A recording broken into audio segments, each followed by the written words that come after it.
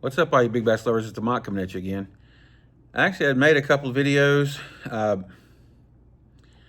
let Siri go in and clean some shit off my phone, and I guess some of the videos I'd made were deleted. I guess I learned, live and learn. Anyway, sorry about that. I had a really bad high ankle sprain last week. I was trying to, well, I've got almost all my flower beds and almost all that mess done. I think I'm gonna go back and plant some roses now as well, just because I think it looks a little empty. Me and my damn OCD shit needs to stop. When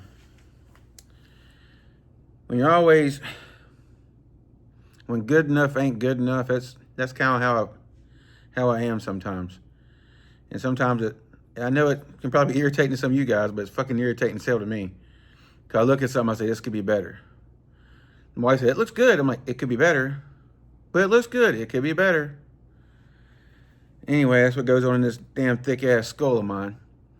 But anyway, I was moving the wheelbarrow. There was 3/4 manure and 1/4 pot and soil. Stepped in a fucking hole.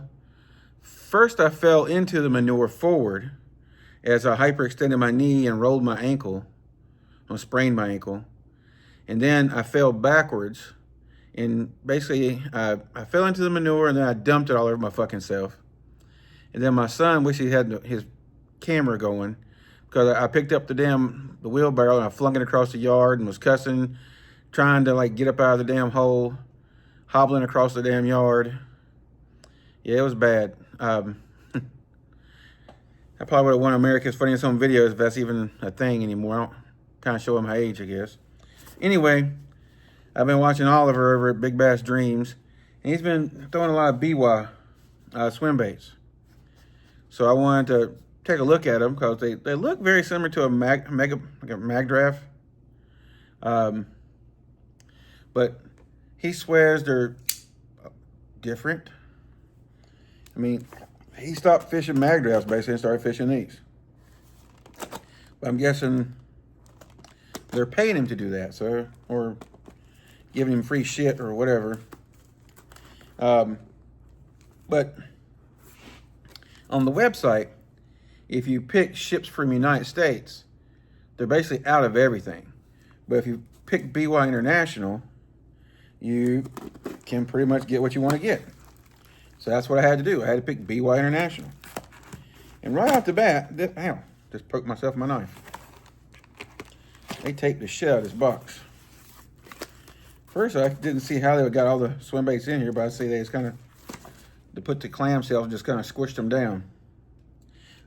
So these, right off the bat, make sure I'm not bleeding. It looks just like a mag draft. Well, the line tie is a little bit different. But it looks like the mile's getting away from me right now, but it has the feathered treble on the bottom. This is a 1.5 ounce, 6 inch. You can kind of see the line ties on top of the head. I guess they all come in a little bag, and it comes with a little clamshell. Okay, that was interesting. This is one of the colors I really wanted to look at too. This is the HD perch. Is that what it's called? No, it's called real perch. Oh, I guess Mega Bass is called HD perch or something like that. I can't remember now off the top of my head. But I think I got 6 of these swim baits all in all. Okay, so I thought maybe this is going to go inside the clamshell, but no, it's on the outside of the clamshell. Damn. They don't want you to get into it, that's for sure. Guess you got to go back to and pull these staples out. I'm trying to make sure. Last time I yanked apart one of these clamshell things, I just ripped the whole fucking clamshell out too. I don't want to do that no more, so. You want to be able to use your clamshell again. Okay, let's take a look at it. throw it on the fucking ground. Very, whoa, very rubbery smell. I'm gonna get a contact high. Just sitting here messing with the damn things. And these are called the KAPSIZ HD, or it has KAST down below it. And it's got a rolling swivel rigged. It says rolling swivel rigged. All swivels roll, dumbasses. Made in China, is that what it says? I don't know, let's see. BIWAA Royal Factory, Hong Kong, yep. Okay. BIWAA Company Ltd. 165 Wan Chi Road, Hong Kong. So, they're made in Hong Kong? Whoa, it's... This reminds me of the JDM Magdraft 6 5-inch. Not much flex in that tail.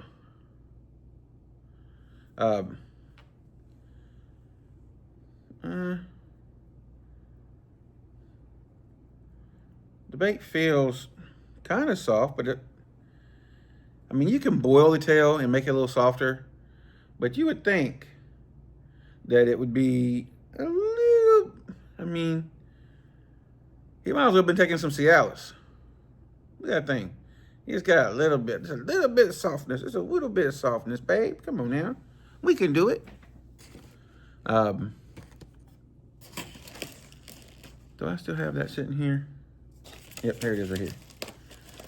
You'll see on the other video, when I took this out, this is the final copy by Strike King. Let's get this out and just compare it, because I haven't had a chance to fish with this yet, but I'm pretty sure this is going to be pretty damn good. Oops. There I go, throwing the clam. Well, this doesn't really have a clamshell. It has a little box with a little pack in it. You got to shove it back in the box. But you can kind of see the difference already. Look at that.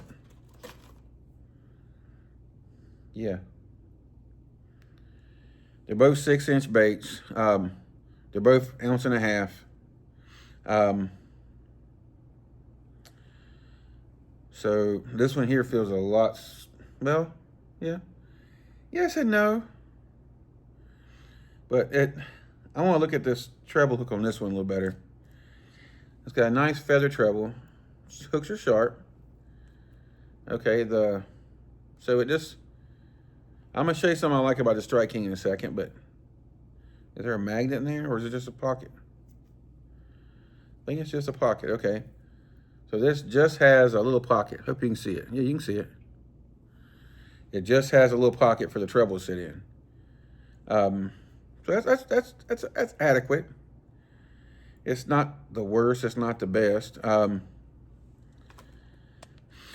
this final copy, the coal shad, it's okay. It has some quinky dinks to it. You have to, for the most part, you have to reel it really slow. I'm hoping they're supposed to be coming out with some different sizes. They're supposed to be redoing it a little bit. I'm hoping that they get it right. But as you can see, this one has a slot and it has a magnet. And it has a dual line tie. You can line tie here, or you can line tie here. Or you can basically take a stinger hook and rig it off the back here. This gives you a lot more options than this does. And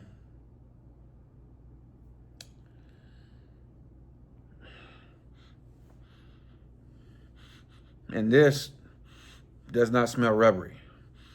This right here is like you got a can of rubber cement going, smell good, getting high. Ooh, man.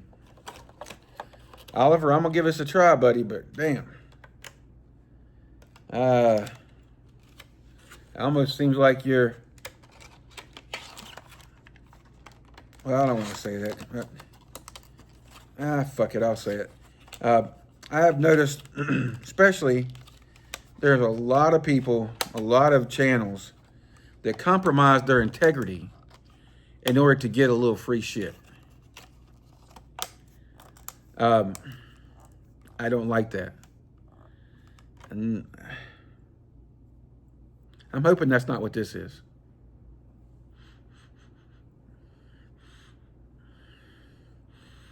At least that got me pretty good to the end. It wasn't getting me that good till just the end. At least it's fading a little bit. It's still there. Still very much there. But it's fading a little bit.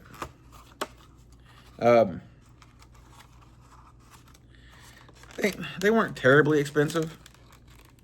Not that bad. And they're cheaper than the Mag Draft, of course, but they're a little more expensive than that Strike King. So I got 1, 2, 3, 4, 5. No, I got 6. I got basically, they had another little perchy pattern. What is this one called again? This one's called the Ghost Gill. That kind of thought they looked really good. Then they had the lavender. They sent me some stickers. Like I said, I'm not gonna throw the baby out with the bathwater, but it's gotta prove it to me. I was all excited about those 5-inch JDM ones. Was it last year, year before that? Something like that. And those damn things, they just did not have a Mag Draft magic. It just was lacking severely. It just was not good. Okay, we looked at those. This I'm a little more excited about. Wish I hadn't set my drinks on top of it. I said I'm here. Here we go. This is by LIV Fishing, or Live Fishing, or I don't know how you want to call it, but they do mostly storage stuff. And they had buy 4 get 2. And they had a bigger bag. Well, it's a worm bag, goddammit. They had bigger bags than what you normally could get. And I kind of thought this would be really cool to either keep in the truck or so I got a bunch of different kinds of bags I like to keep with me. But maybe I could get by with using a couple of these and having some of these kind of sit in the truck or even on the shelf. But I don't know how big they are. I want to see them in person. This is called the Pro Easy Tackle Bag. Okay, so yeah, these would be really good on the boat, I think. Let's get them opened up here. Take a peeky.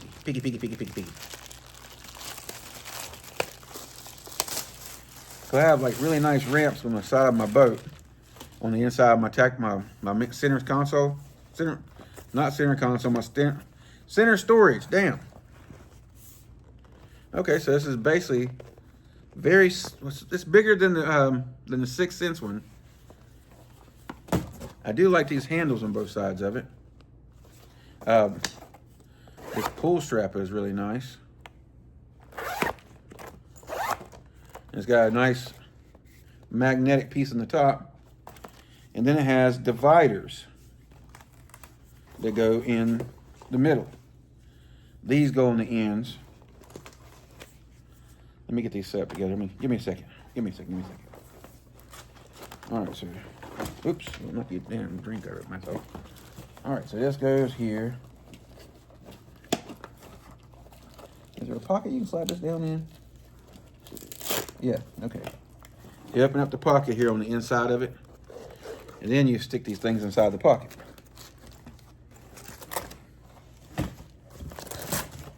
A little bit of setup, but hey, if you want stuff done right, sometimes you gotta get them like this. This is very similar to the little trash things I have in I used to have in my car and stuff. You got it's like a little soft bag. You got to put the hard sides in it to make it function right.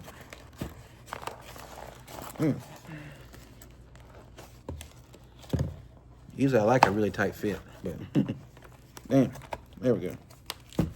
Okay, it's in there. That's one thing I like better than the other bags, is it has rigid sides and it doesn't just smush over.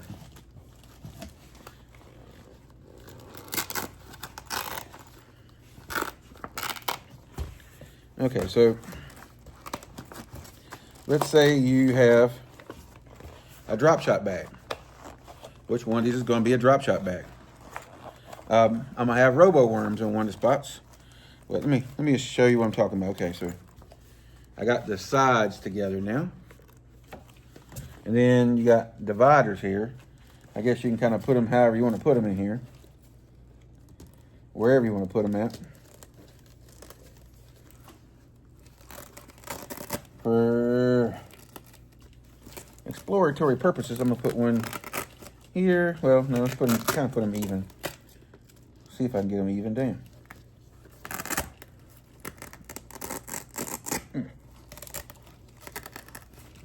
You can have this whole cavity opened up as one spot, or you can have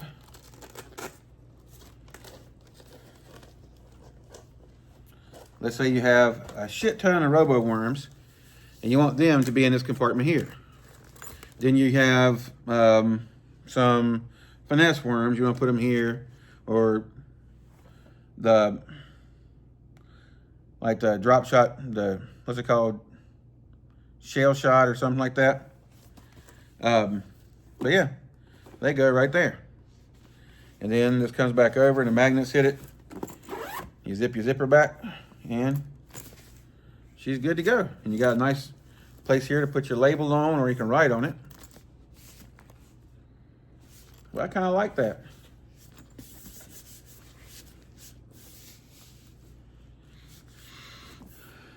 But so I got 12 of these all together.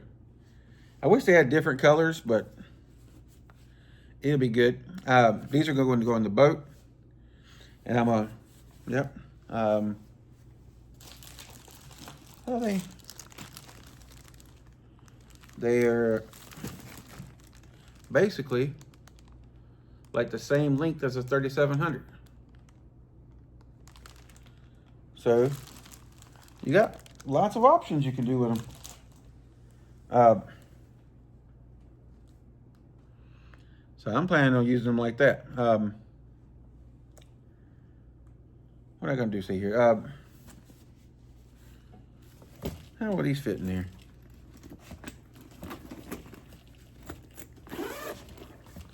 So, with these clamshells, we're going to try this right here in here fast, guys. That's why I kind of thought that big awkward clamshell. But the one thing you can do with stuff like this is you can lay it down in here like that. Lay it down flat. Actually, no, it fits in here. Just fold this over. And then it zips right up. Yeah.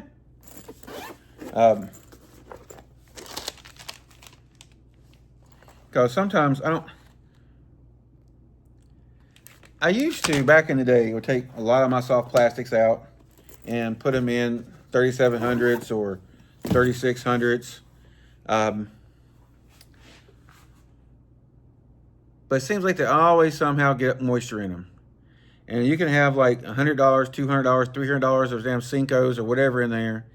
And basically, you got like 10, 20 packs of Cincos in a 3700, and they're all ruined because they got wet. The only way they wouldn't get wet is if you're not going fishing. Point blank, no discussion needed. Stuff don't get wet if you don't go nowhere. That's my 2 cents. And you know, opinions like assholes. Everybody's got one. But I just don't. Ever since I started doing that, I started keeping like the 2 gallon Ziploc bags, and then I started finding like, I don't want to lift that one up because I got stuff going to come out of it. So, but like big mesh bags. Well, shit. don't like to make my point without making my fucking point. This has got handles in it right now. I get these off of Amazon.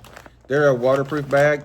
They have mesh, but they have like a plastic coating on them. But you can feel the mesh inside it.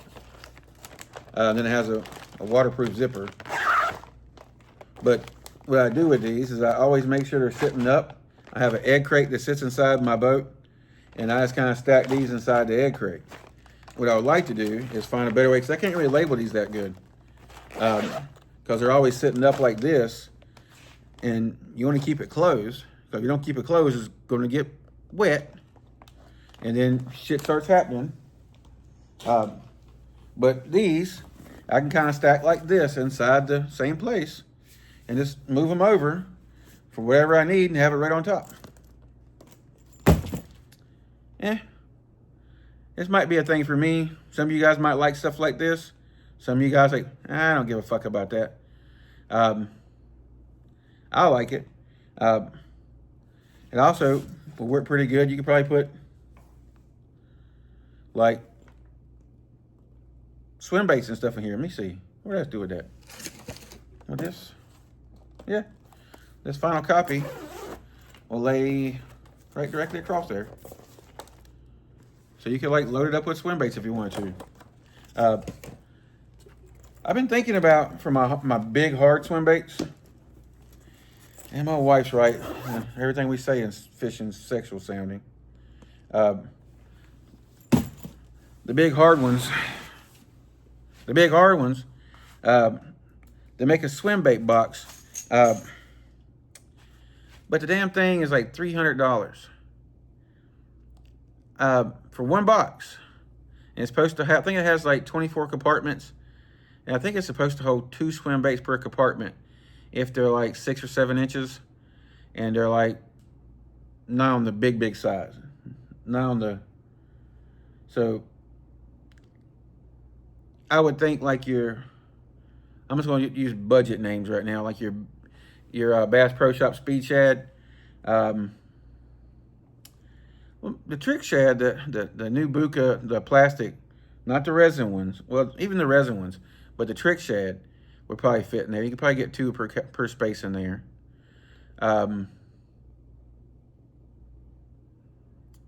You could probably get a lot of the slender 6-7 inch glide baits in there, not the thick tall things, not the 2 ounce size baits. I think you probably get. But then you're looking at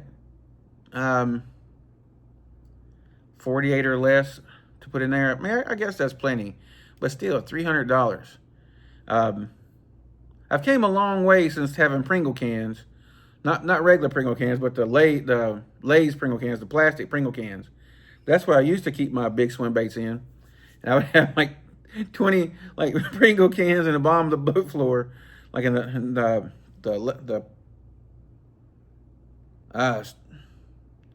damn it, the driver's side front rod box. My mind's drawing, either port side or starboard side. My mind's drawing a blank on me right now. It don't matter. But I would have them inside there, like just rolling around loose. But usually I would find a way to make, like the same egg crate I was talking about, put the egg crate here and try to stack them in behind here.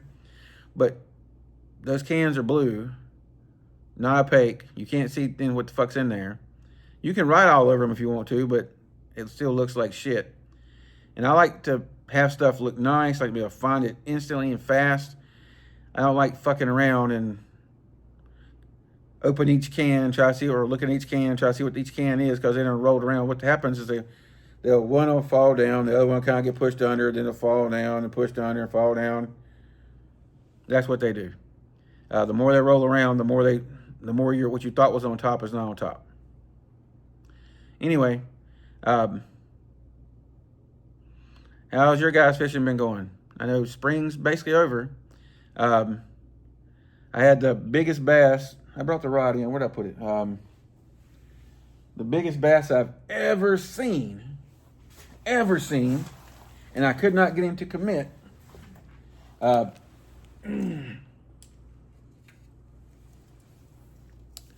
Following this dumb. Well, I've caught a lot of fish on this. I can't say it's dumb. I put masking tape on my hooks to make sure I don't get hooked up. Uh, I was at Falls Lake. Well, this is a resin bait, in case you guys don't know. It's Donkey Bay. They make a really good glide bait. But I was at Falls Lake. It had to be 15, 16 pounds. She followed it all the way to the boat. Just kept looking at it. Never would commit. Then she turned her big ass and went right back to the bush where she came. I threw free rig, weightless rigs, Texas rigs, jigs, wacky rigs, drop shot, Ned rig. I threw everything where I thought she was going to be, and I could never get anything to commit from that spot forward. It was like she was just mocking me. Very much mocking me. I felt really, I kind of felt mad. I was like, you big bitch. You gonna follow that bait? I mean, she followed. I seen her. I threw it right under the edge of the bush. I worked it out. As I was working it out, I seen her tracking it from like 4 foot away. She came from the side, turned on it, and followed it all the way to the boat. I tried to do an S turn in front of her. She just beep, gone. I was, it's what it is. That's when swim baits will show you where a lot of fish are, especially big swim baits. They will show you where a lot of fish are. They will not catch those fish for you.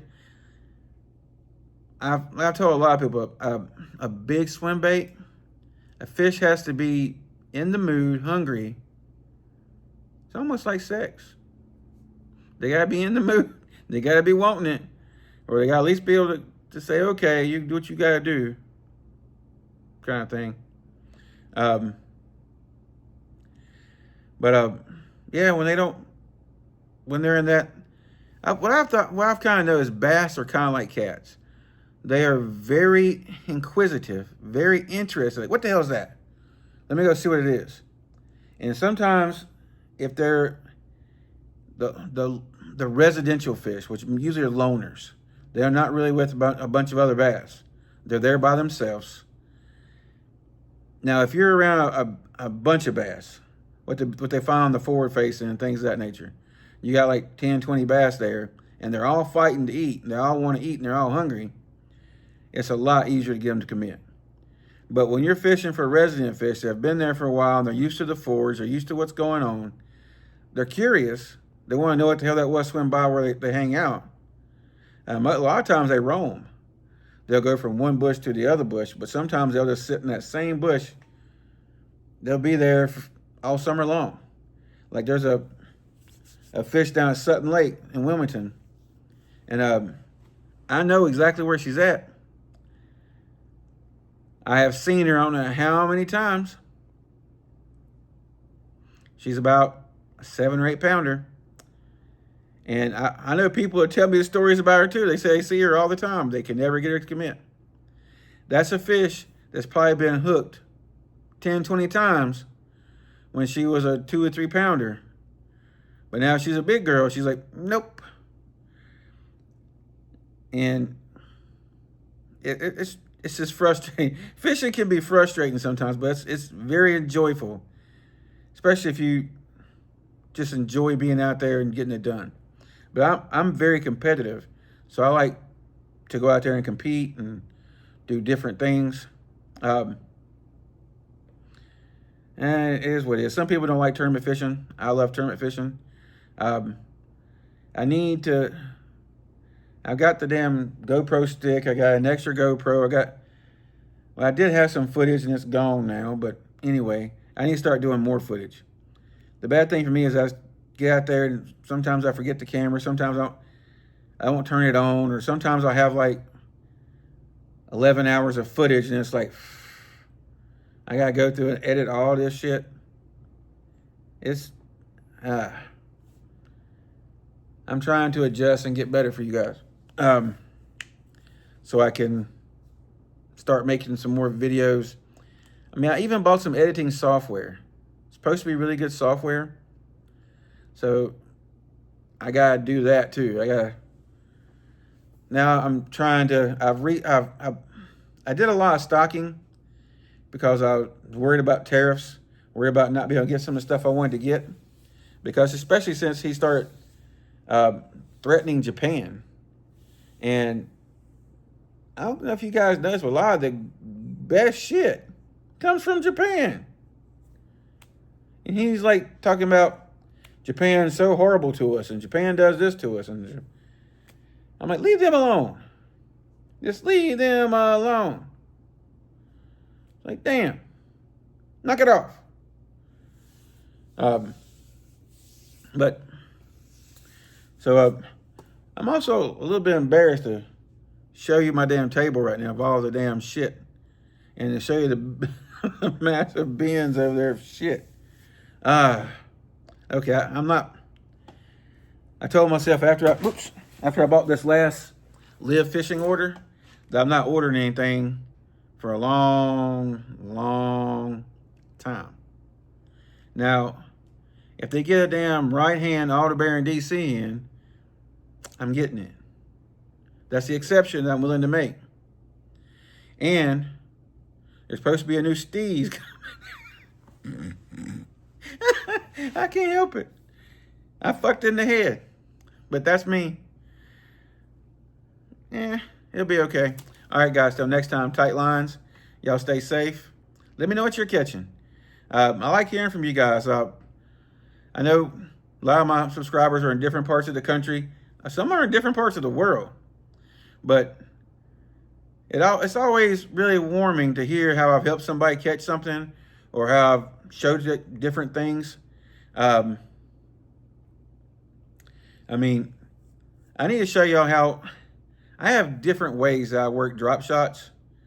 I don't fish drop shots really deep, hardly ever. I have other things I'd rather do out deep. But I mean, if I have to, I have to, but not what I prefer.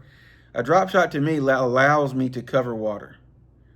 It allows me to cover water with more of a finesse kind of thing. But that's neither here nor there. I need to stop making this video so long. We'll talk about it next time, guys. I know some people don't like watching my long-ass videos, but I know some people guys say you like them. Anyway, guys, till next time, like I said, y'all stay safe. Subscribe to the channel. Give me a thumbs up if you like the video. Give me a thumbs down if you think I suck. All that good stuff. I want to try to get to 2,000 subscribers, and then I'd like to get a lot more, but I'm trying.